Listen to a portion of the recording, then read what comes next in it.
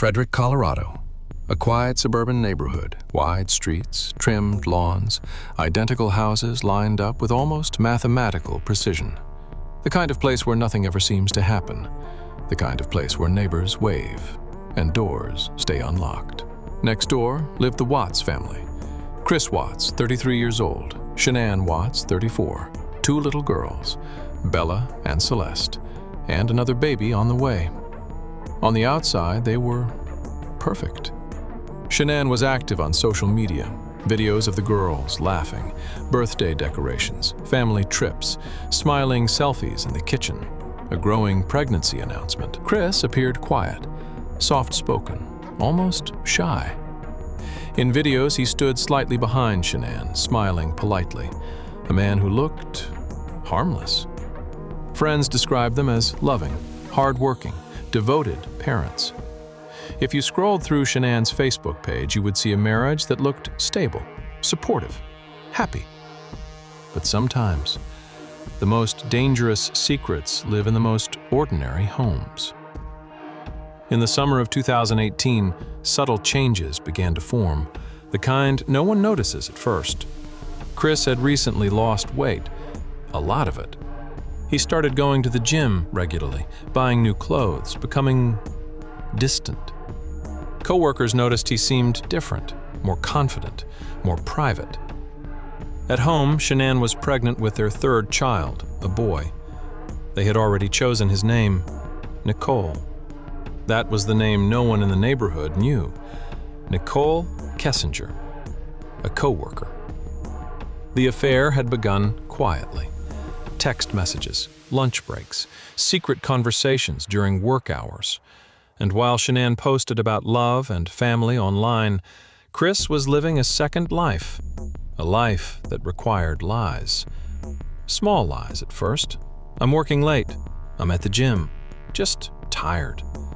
But lies, once started, don't shrink. They grow. And by August 2018, something inside that quiet suburban house was shifting. Not loudly, not violently, but steadily, like pressure building inside a sealed container. On August 13th, 2018, at 1:48 a.m., Shanann returned home from a business trip. Security cameras captured her walking through the front door. She would never walk out again. And within hours, the perfect family next door would become the center of one of the most disturbing cases in modern American true crime. Because sometimes, the monster isn't hiding in the shadows. Sometimes, he's standing in the driveway, smiling for the news cameras. August 13th, 2018. The sun rose quietly over Frederick, Colorado. Nothing unusual, no sirens, no screams, just another suburban morning. At 8 a.m., Shanann had a scheduled doctor's appointment. She never showed up. That in itself was strange. Shanann was organized, punctual, especially during pregnancy. Her friend, Nicole Atkinson, had dropped her off at home just hours earlier after a business trip. Nicole knew Shanann wasn't feeling well. She also knew Shanann would never miss an appointment without explanation. By mid-morning, Nicole began texting. No response. She tried calling, straight to voicemail. Around noon, worry turned into something heavier, something instinctual. Nicole drove to the Watts house. Shanann's car was still in the garage. The girls' car seats were still inside. Shanann's purse, with her phone, medication, and keys, was sitting on the kitchen counter. That wasn't normal, not for a pregnant mother of two. Chris Watts was at work that morning, an oil site roughly 45 minutes away.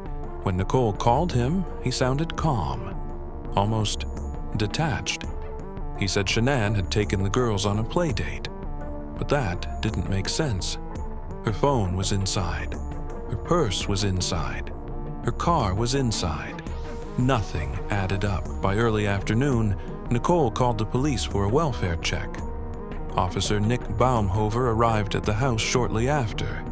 The body camera footage would later become crucial. Chris returned home during the welfare check. He appeared composed, slightly nervous, maybe, but cooperative. He unlocked the front door. The house was quiet.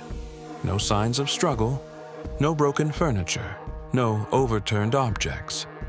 Upstairs, the beds were unmade. The girls' blankets still there. Shanann's suitcase from the trip was near the stairs. Downstairs, the purse remained untouched.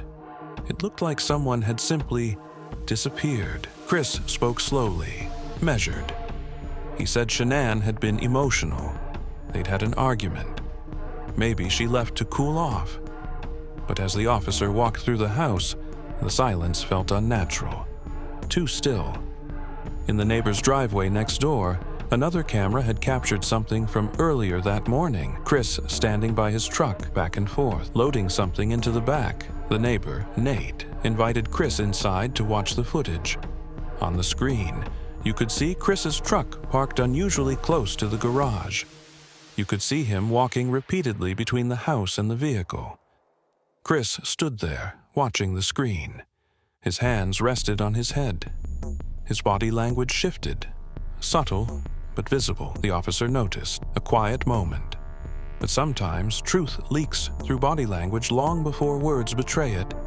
By evening, Shanann Watts and her 2 daughters were officially missing, and Chris Watts was on his front porch, speaking directly to local news cameras, pleading for their return, smiling nervously, asking for help. "If they're out there," he said, "just come home."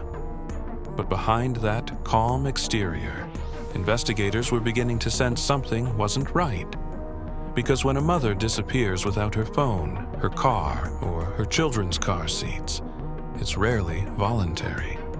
And the clock was ticking. By the evening of August 13th, the case was no longer a simple missing persons report. It was something else. Investigators began looking closer, not at the house, but at Chris. His television interview aired that same day. He stood outside his home, arms crossed tightly across his chest. He swayed slightly, smiled at strange moments. "I just want them back," he said. But his words didn't match his body. There were no tears, no visible panic, no urgency. And people noticed. The next morning, detectives invited Chris to the police station for questioning, not as a suspect, just to help. Inside the interview room, he appeared polite, cooperative, calm. He explained that he and Shanann had been having emotional conversations. He admitted there were problems in the marriage. Then, he admitted something else. There was someone else, a co-worker, Nicole Kessinger. He described it as recent. He said he planned to separate from Shanann. He said they were both trying to figure things out. But when detectives asked if he had anything to do with his family's disappearance, he leaned forward. "I would never hurt my babies." The words came quickly, almost rehearsed. Investigators already had data from his phone, text messages, search history, location records. They knew about the affair. They also knew that at 5:27 a.m. on August 13th, Chris had driven to a remote oil site owned by his employer, a site he rarely visited alone, a site with large oil storage tanks. When confronted with inconsistencies in his timeline, Chris's breathing changed. His posture tightened. Then came the polygraph test. Before the test began, the agent explained something important. "If you lie, it will show." Chris agreed, confident. The results were clear. He failed. After the test, the agent sat across from him and said softly, "Chris, I don't think you're telling the truth." Silence filled the room, and for the first time, the mask began to slip. He placed his hands over his face, and everything changed. Inside that small interview room, the air felt heavier. Chris sat forward, elbows on his knees, hands pressed against his forehead. For the first time since the investigation began, he looked cornered. The investigators changed their approach. They softened their voices. They suggested a possibility. "What if," one of them said gently, something happened after an argument? What if Shanann did something, and you reacted? It was a strategy, a psychological doorway, offering him a version of events that reduced his responsibility, and Chris stepped through it. He nodded slowly. He claimed Shanann had hurt the children, claimed he had walked in on something unthinkable, claimed he reacted in rage. It was a story, but it didn't hold, because investigators already had more than just his words. They had GPS data placing him alone at the oil site for over an hour that morning. They had surveillance footage from the neighbor's camera. They had phone records showing no signs of Shanann leaving the house. And eventually, Chris stopped talking in circles. He looked down, and he admitted it. He had strangled Shanann in their bedroom. After an argument. After she returned from her trip.